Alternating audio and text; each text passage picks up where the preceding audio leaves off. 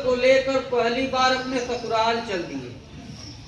यादव जी का पायजामा बहुत लाइट मार रहा था और ठाकुर साहब का फटा रहा। ठाकुर साहब बोले कि ससुराल का मामला है, पायजामा बदल लेते हो, इज्जत का सवाल है। यादव जी बोले बदल ले बाबू साहब, तुम्हार हमार का बांटा है। तो बदल लिए, आपस में पहुंच गए ससुराल। आओ भगत होने के बाद दोनों ससुराल के पड़ोस में लोगों के बीच बैठे रहे। तो एक बुढ़े दादाजी रहे, वे बोले हमने सुना है कि दामाद जी आए हैं, हम उनके लिए पान ले आए। कौन है हमारे दामाद? यादव बोले तुम्हारे दामाद ये बैठे हैं, लेकिन पैजामा हमारा ही पहने हैं। अब सब इज्जत ही खराब हो गई। बाबू साहब की सन्न रह गए। सोचे अच्छा ससुर बेवकूफ किया। एकांत में ले जाकर बाबू साहब बिगड़े यादव के कि क्यों कह दिए कि पैजामा हमारा ही है। यादव बोले कि ऐसा रहा बाबू साहब, हम सोचे कि पैजामा हमारे रहा, हम साझा हो जाए, पहने तो तुम ही हो।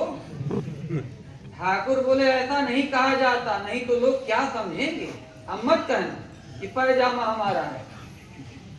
तो कान पकड़े और बोले अब कभी ना कहेंगे कि हमारा है। जब अंदर खाना खाने गए तो वहां दो चार औरतें रही। किसी बूढ़ी औरत ने कहा कौन है हमारे दामाद? तो फिर यादव बोल पड़े कि तुम्हारे दामाद यही हैं और पैजामा भी उन्हीं का है, हमारा नहीं है। हमें मत कहना। फिर बात बिगड़ गई। एकांत में ठाकुर बोले ससुर हर बार बिगाड़ देते हो, दोबारा कह दिए कि हमारे। यादव बोले हम सोचे कि बात बन गई। ठाकुर बोले बनी नहीं और बिगड़ गई, अब ऐसा मत कहना। यादव बोले नहीं कहेंगे। सवेरे नाश्ता वास्ता किए, सभा लगी हुई थी।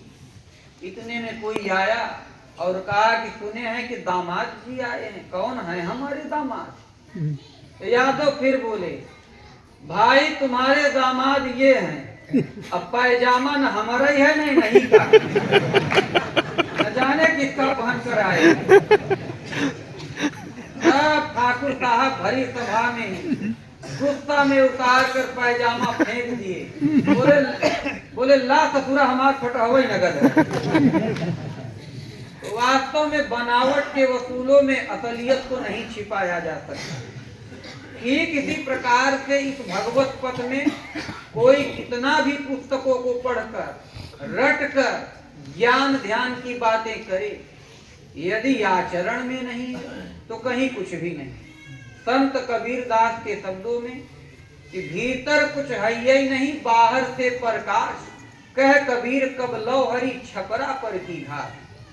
तो मनुष्य स्वाभिमान के कारण अपनी वास्तविकता को छिपाता है, लेकिन जब महापुरुष के शरण सानिध्य में आता है, साधना क्रम को पकड़ता है, तो उसका स्वभाव परिवर्तित हो जाता है, अंदर बाहर से एक हो जाता है। ओम श्री सद्गुरुदेव भगवान की जय।